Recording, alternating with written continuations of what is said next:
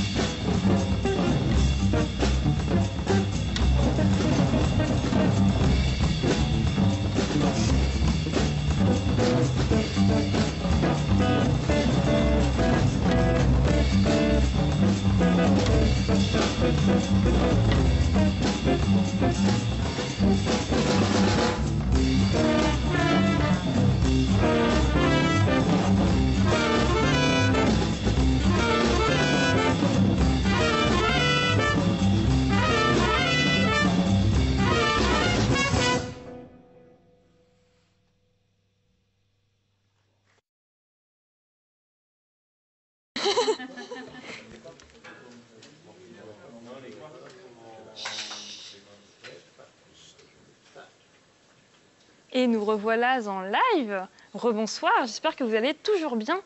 On va pouvoir jouer un petit peu parce que nous avons Léna et Jack qui nous ont préparé des questions pour un quiz.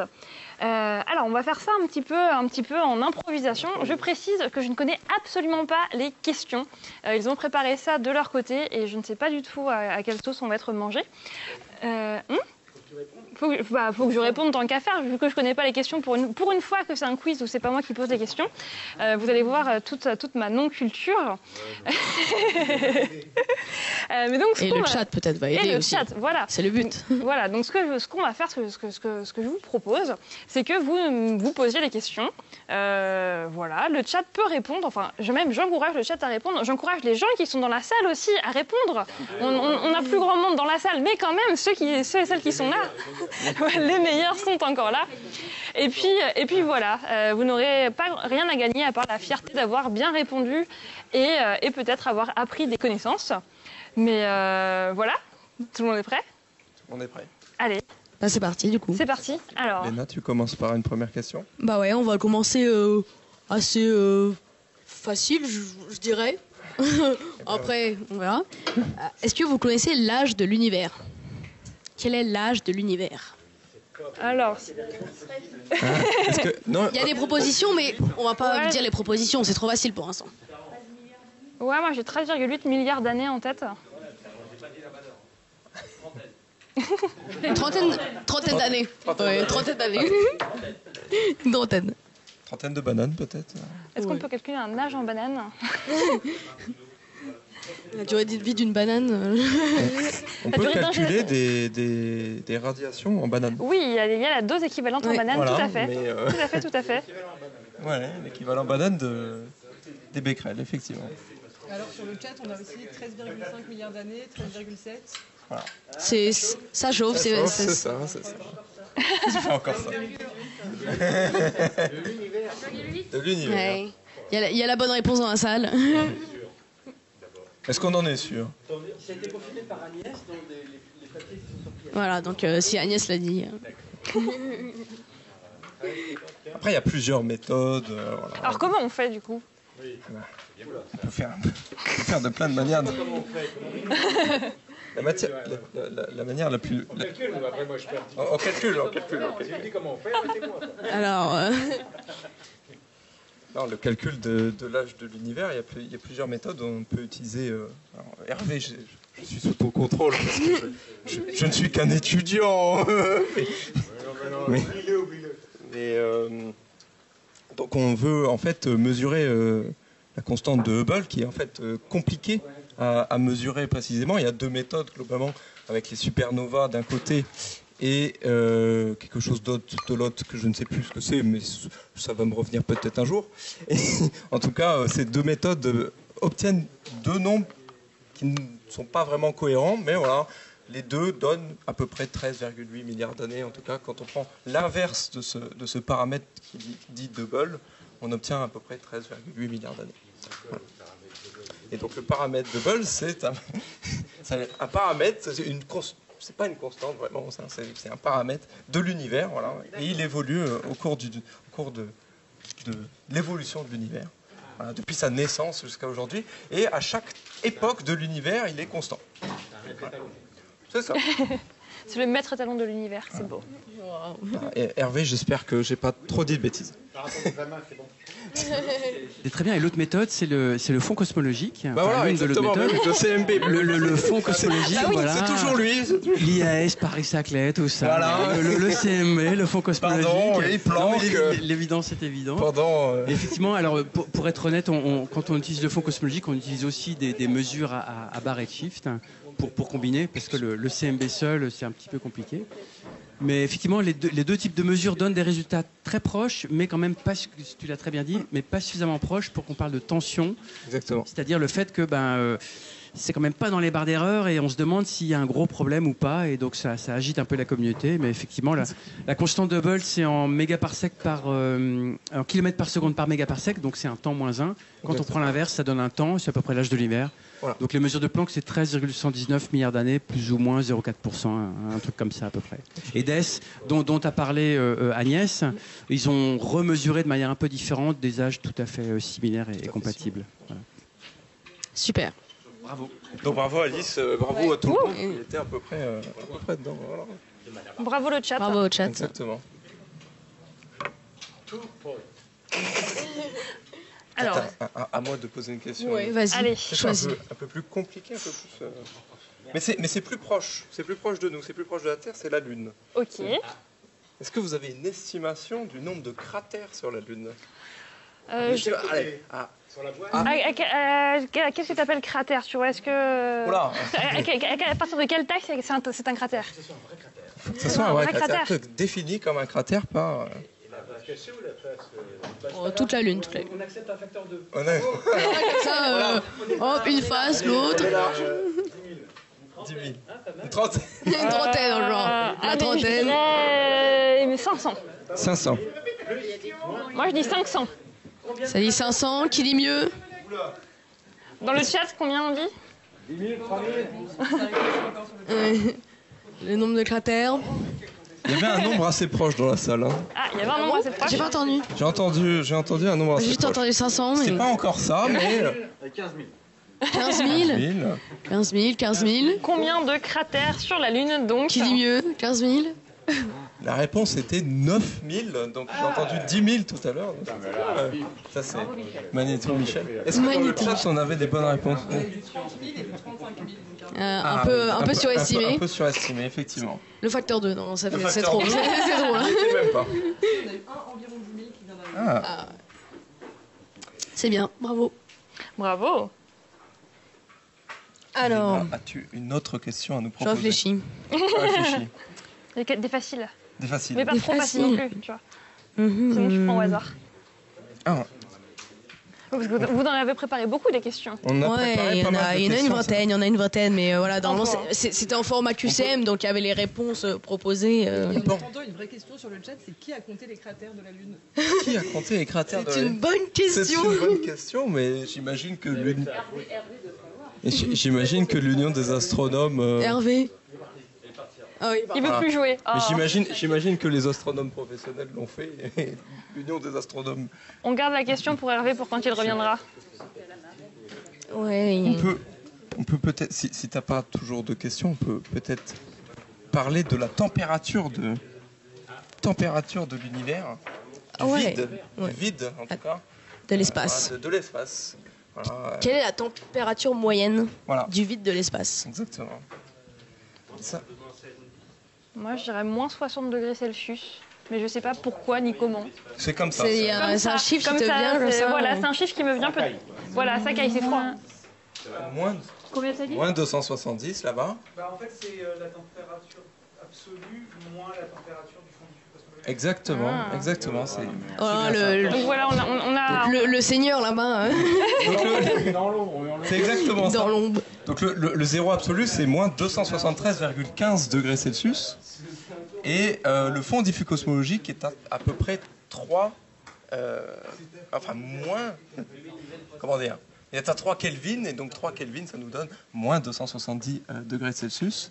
Et donc le vide de l'espace est à moins 270 degrés en moyenne. Voilà. Donc il fait froid, il faut mettre une combi, voilà, faut s'appeler Thomas Pesquet pour y aller. Tranquille. Tranquille, 3 fois par semaine. 3 fois par semaine. Voilà, on fait du sport. C'est ça. Pour se réchauffer, faut y aller. Faut être beaucoup aussi. Faut être comme les pingouins et se rapprocher. Voilà, exactement.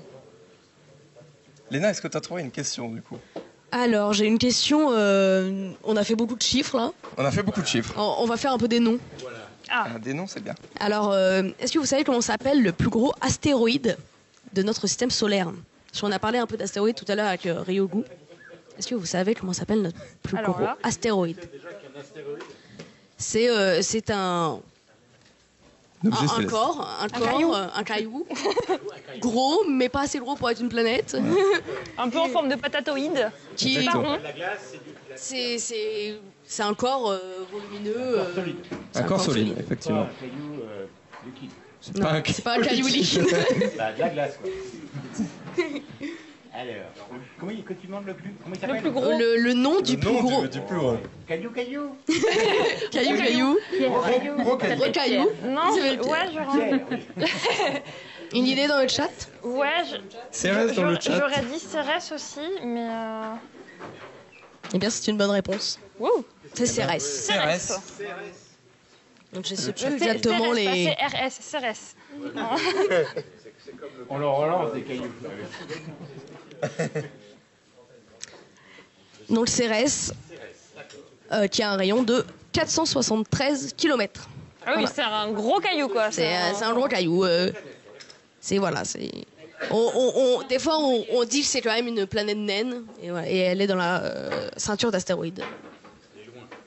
Ouais. Un peu loin. Jack, qu'est-ce que peut-être Moi, une je- dernière question? Moi, j'ai toujours des questions. On a encore un petit peu de temps pour Ouais. encore une, voire peut-être même deux questions. Voilà. Quelle planète du système solaire pourrait flotter dans de l'eau? Alors, Ah, ça, on le met dans un verre d'eau, hop, ça flotte. Je dirais Neptune. Neptune. Neptune. Ouais, Ça, c'est une question de densité de planète. bah c'est ça. Mais je sais pas, Neptune, l'eau. C'est une planète gazeuse. Effectivement, c'est une planète gazeuse. Alors laquelle des quatre? Déjà, est-ce qu'on peut citer les quatre? Est-ce qu'on peut citer les quatre? Cite-nous les quatre planètes. Jupiter. Jupiter, Uranus, Neptune, C'est de la planète de Saturne. Très bien. 4. Le machin qui est là-haut. Alors la plus petite. Laquelle est la plus petite? Uranus ou Neptune, ouais, la petite, mais entre les deux, je sais pas. du tout. Je sais même pas, mais. Mais ça doit être entre Neptune. Ça va, la réponse. Dans le chat, on dit Saturne. On dit Saturne. On dit Saturne. C'est Saturne qui pourrait flotter dans l'eau. Saturne. Elle est moins Ah, bah, dense voilà. Avec ses que de l'eau. On aurait une piscine aussi grande que, Faut pas que Ouais, Saturne. faut une sacrée grande piscine pour Ah bah. pouvoir mettre Saturne Oui, dedans. hein. c'est un peu le débat. On dit, voilà. Ok, alors, Sébastien du n'est coup, pas là, mais il serait pas très content. Du coup, je me dois de lancer un débat qui fera plaisir à certaines personnes sur Twitter entre Jupiter et Saturne. Laquelle est votre préférée? Alors, c'est une question compliquée.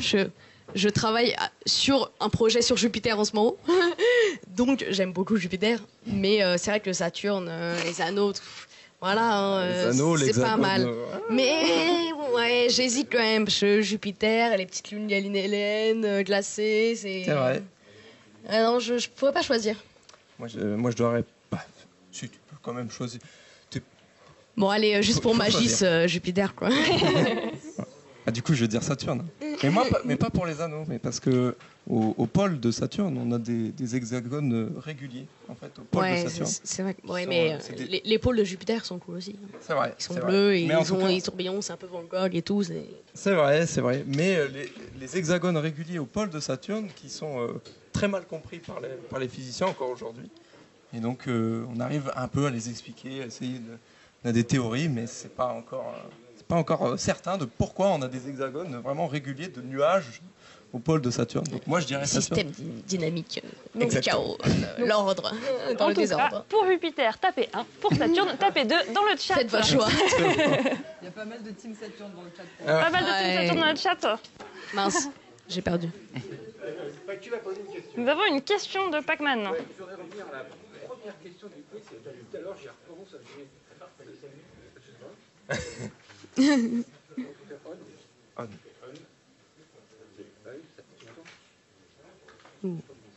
Ouais. Oui, donc la première question, c'était une question fascinante, c'est l'âge de l'univers. L'âge de l'univers. C'est-à-dire que l'univers est né un jour, donc il y a des milliards d'années, tu vois. Exactement. Mais donc quand quelqu'un naît, avant il n'y a rien. Donc c'est quoi qu'est-ce qui se passe Aïe, aïe, aïe. La question, Qu'est-ce qu'il y a la question à 4h du matin qui fait pas plaisir. Hervé Et pourquoi pas la question qu'est-ce qu'il y a avant Et qui Et en fait, il y a- Qu'est-ce qu'il y a avant il y a- La maman de l'univers. Évidemment, personne ne sait, et de toute façon, c'est une question que nous n'aurons jamais la réponse, parce qu'on ne pourra jamais aller plus loin que la naissance de l'univers en termes d'observation. Déjà qu'on a du mal à aller plus loin que 380 000 ans pour l'âge de l'univers, mais bon, on s'approche, hein, mais on ne pourra jamais aller au-delà.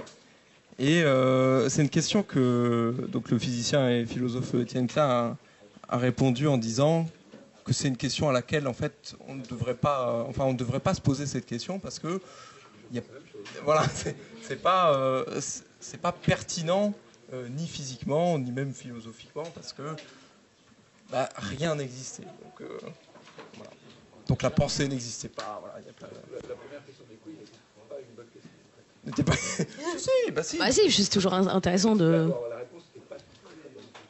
Pourquoi? C'est ce que je veux dire. C'est les milliards d'années, je sais pas, c'était pas...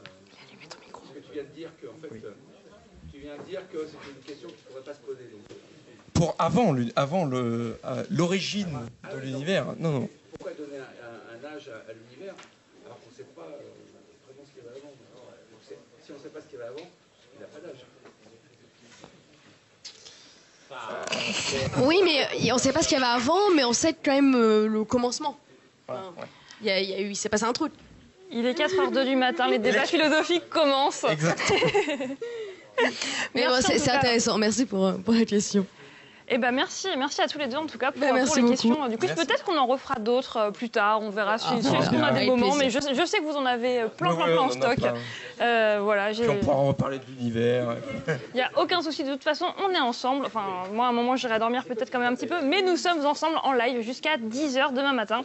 Encore 6 heures à tenir.